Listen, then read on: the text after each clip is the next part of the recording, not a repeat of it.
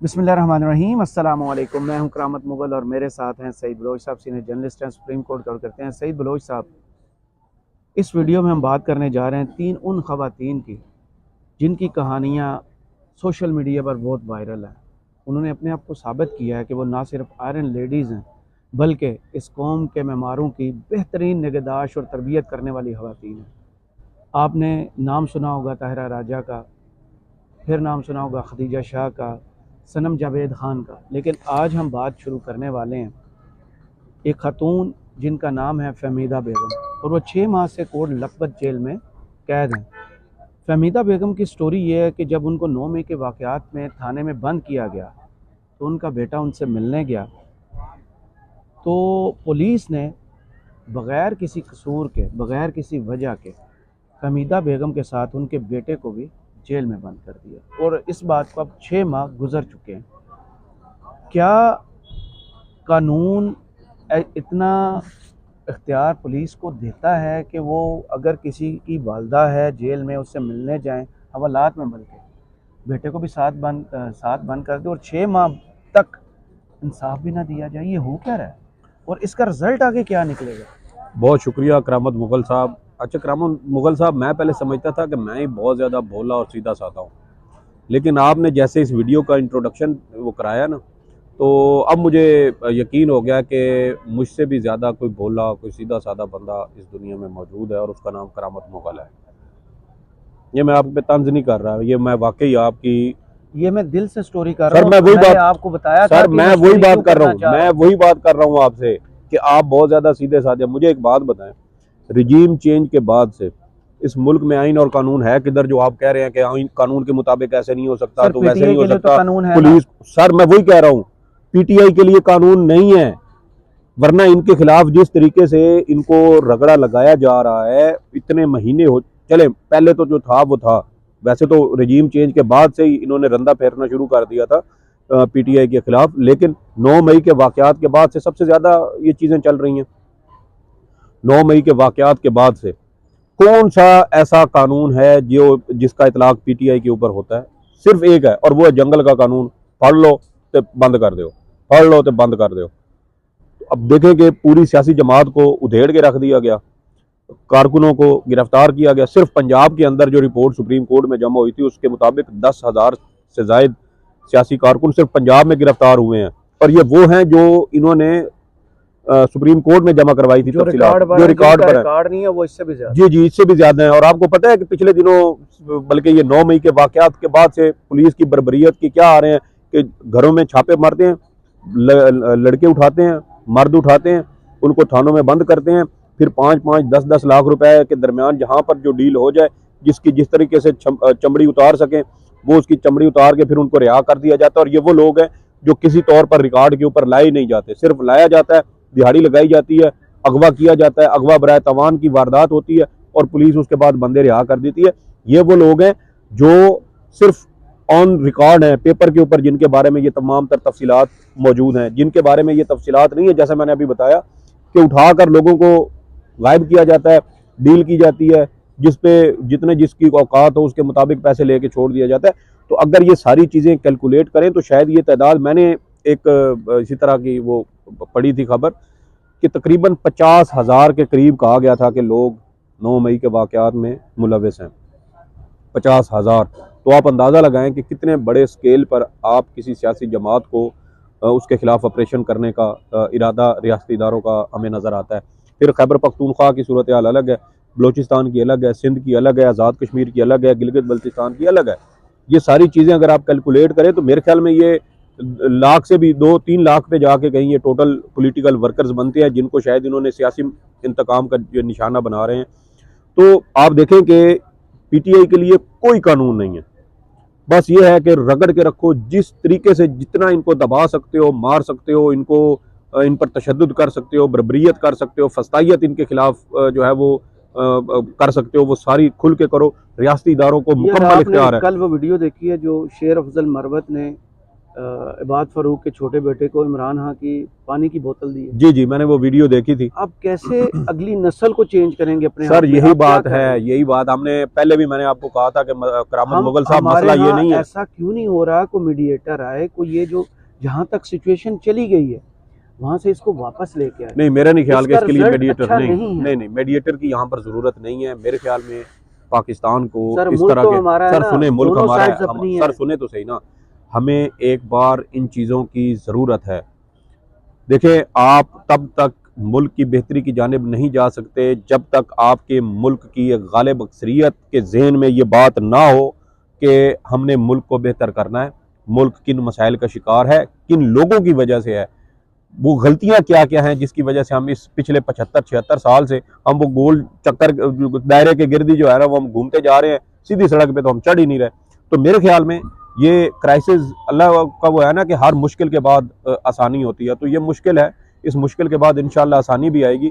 लेकिन यार इसी आसानी आएगी, मेरा सवाल कुछ और है। सर यही यही सवाल है। आप समझ नहीं पा सर रहे। मैं समझ चुका हूँ, बताएं क्या लेकिन इसका, मैं लेकिन पूछना क्या चाह रहा लेकिन था। लेकिन मैं ये कह रहा हूँ कि ये आप जो कह रहे हैं ना कि ये मुल्क हमारा है और खुदा न खास्ता इसको कुछ वो हो ना सर जाए। मैं वो नहीं कह रहा, जी जी, मैं कह रहा हूँ कि अगली नस्ल को इस ट्रॉमा से आप कैसे सर निकाल ट्रॉमा सकते मैं हैं? ये बात हम मुझे पूरी नहीं ना करने देते। देखिए मैं ये कह रहा हूँ कि मसला ये नहीं है कि मौजूदा जो जनरेशन है, हमारी जनरेशन हो या हम हमसे फर्ज कर लेते हैं हमसे सर, सुने मेरी सुने बात मेरी सुनो, अब मेरी नहीं नहीं, अब आपने फर्ज सवाल कर किया, मैं लेते जो हैं पहले पूरा जवाब देने दें। इमरान खान जेल से बाहर आ जाते हैं, इमरान खान इलेक्शन लड़ते हैं, पीटीआई इलेक्शन जीत जाती है, सब कुछ ठीक हो जाता है। मैं ये बात ही नहीं कर रहा, मौजूदा फ्यूचर की बात कर रहा हूँ सर। मैं उसी तरफ आपकी आ रहा था, लेकिन आप मुझे रास्ते में रोक लेते हैं ना। आपने वो लगाया हुआ पुलिस वाला नाका, तो आप वहां पे बार बार मेरे वो दलाइल की चेकिंग करने लग जाते हैं। चलें अब आप बोलते जाएं। मोटरवे पे तो चढ़ मामला गए। ये है कि करामत मुगल साहब, वो जो एक तहरीक जिसको आप समझ लें कि वो जो शुरू होनी थी ना, वो हो गई हमारी जनरेशन में। अब इस तहरीक को आगे लेके किसने चलना है, उसके लिए चाहिए होगा फ्रेश ब्लड, नौजवान नस्ल, नौजवान ख्यालात, नौजवान क़यादत की हमें ज़रूरत पड़ेगी आइंदा चंद सालों में।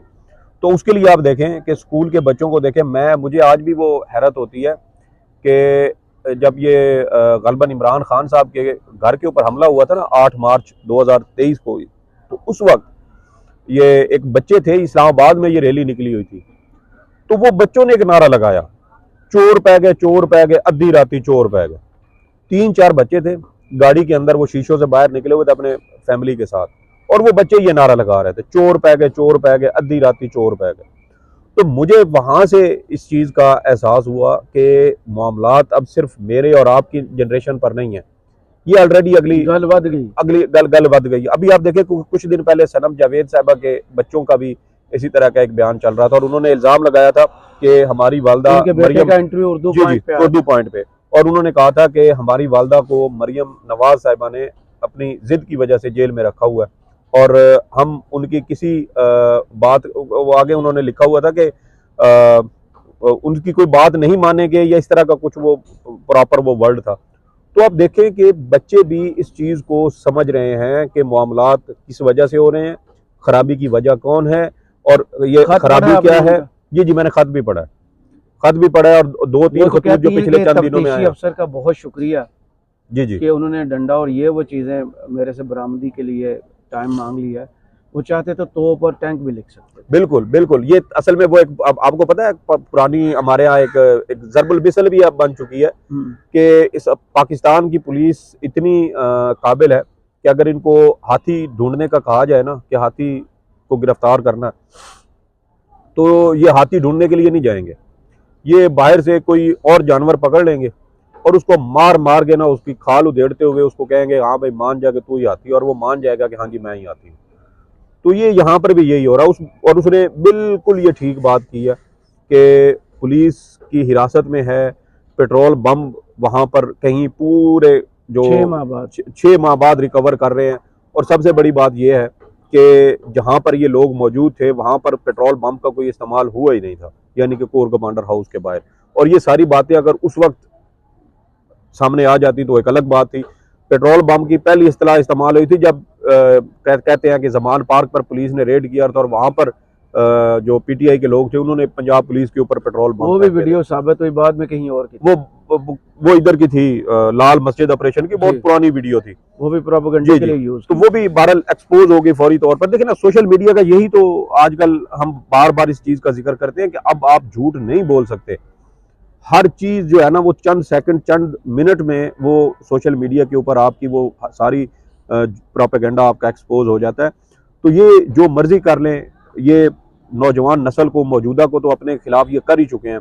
अब मुझे एक बात बताएं कि जिन लोगों के साथ ये सारे वाकयात हो रहे हैं, क्या वो अपने बच्चों को नहीं बता रहे होंगे कि ये किसकी वजह से हो रहा है, क्यों हो रहा है, पाकिस्तान के मेरा मसाइल क्या सवाल है, भी यही है ना। पाकिस्तान के मसाइल क्या है और इन मसाइल की मसला वजह सर क्या इस है, नस्ल का इस नहीं है। मसाइल से आगे कैसे निकला ये तो जा सकता है। मुश्किल मुश्किल गुजार ली इन्होंने, गुजार रहे हैं, शायद आगे भी गुजार लें।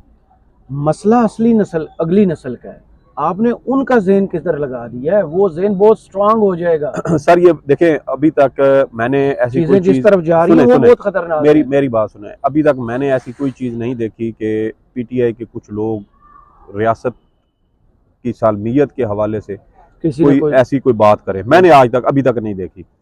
और देखें कि पीपल्स पार्टी हो, मुस्लिम लीग नून हो, ये वो सियासी, इवन के मौलाना हो, ये वो सियासी जमातें हैं कि जिनके हवाले से अगर कोई 100 में से 1% भी इनकी कोई खिलाफ कोई चीज़ हो जाए ना, तो ये फौरन किसको थ्रेट करते हैं? रियासत की सालमियत को।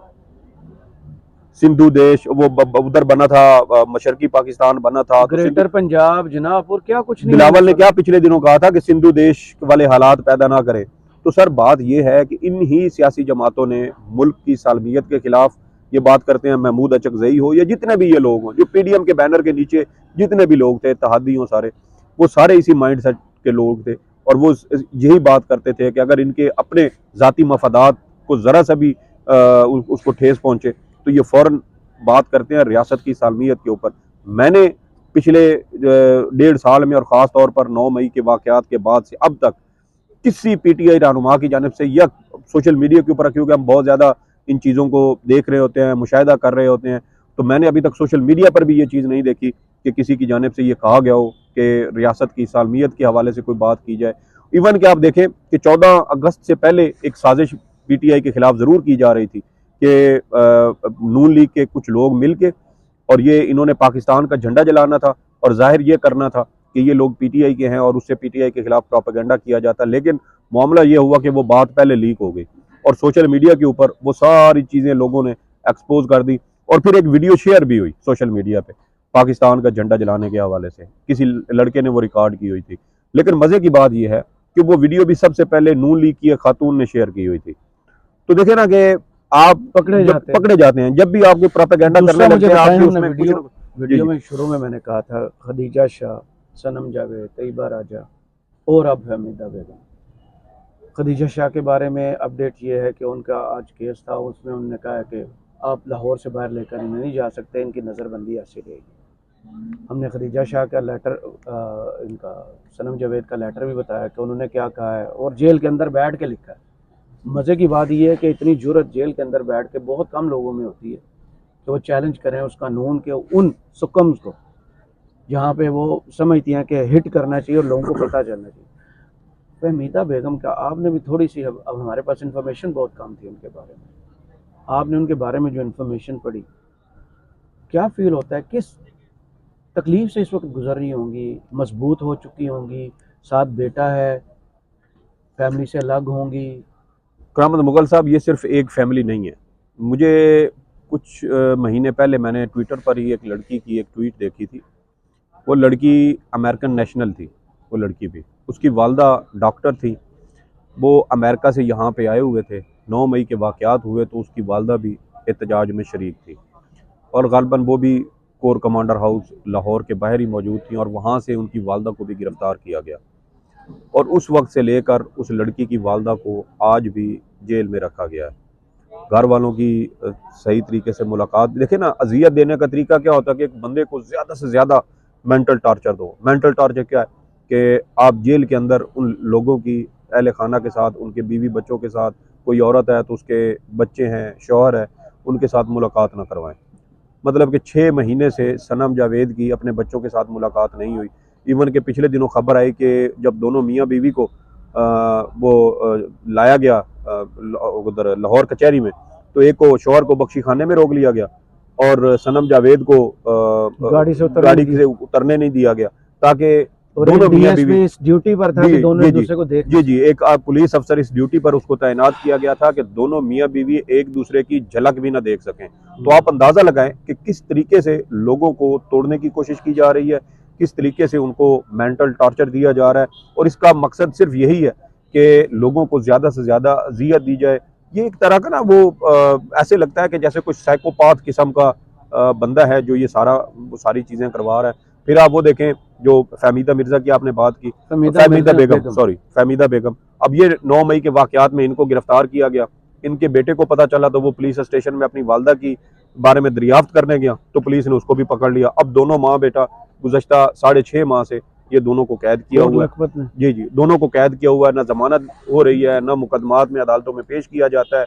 पेश हो तो आपको पता है फिर वही हथकंडे हैं हमारी अदालतों के जो किसी के इशारों के ऊपर नाच रही हैं, और केस या तो डीलिस्ट कर दिए जाते हैं या जज साहब छुट्टी पे चले जाते हैं या उसमें गैर ज़रूरी इल्तवा दे दिया जाता है ताकि इनको ज़्यादा से ज़्यादा टाइम के लिए जेल में रखा जाए। फिर आप वो देखें कोई 2-1 महीने पहले एक बच्चा था 13-14 साल का अरसलान, जिसको 9 मई के वाकयात में गिरफ्तार किया गया। बाद में मालूम हुआ कि ये बच्चा तो अंडर एज है, फिर उसको रिहा किया गया। लेकिन जब वो रिहा होकर घर आया तो 2 दिन के बाद फिर उसके घर के ऊपर जी तो फिर देखें कि उसके वालिद इसी परेशानी की वजह से, अब उसकी 5 बहनें थी, उसकी बहनों की इज्जत लूटने की इन लोगों ने कोशिश की और पुलिस वाले उसकी वालदा को धमकाते थे कि तुम्हारी बेटियां बहुत खूबसूरत हैं। तो आप देखें कि हमारी रियासती इदारे किस तरह की गलीज किस्म की इनका किरदार हो चुका है और ये किस इखलाकी पस्ती में गिर चुके हैं कि अब ये दूसरों की माओ बेटियों की बहनों की जिनकी इन्होंने इज्जत की, आबरू की, जान माल की हिफाजत करनी थी, अब ये उनकी इज्जतें लूटने की जो है वो लोगों को थ्रेट दे रहे हैं। और बहुत मियाँ बाद के जो बच्चे की वाकयात, तो सर ये अनगिनत कहानियां हैं। ये तो सिर्फ लोग अभी भी थोड़े डरे हुए हैं, मंजर आम पर आना नहीं चाहते। और आप देखें कि जब ये सारे लोग रिहा होंगे तो फिर ये आपको बताएंगे कि जेलों के अंदर इनके खिलाफ क्या क्या हुआ, औरतों को जेलों के अंदर हिरासत के अंदर जिनसी हिरासत किया गया।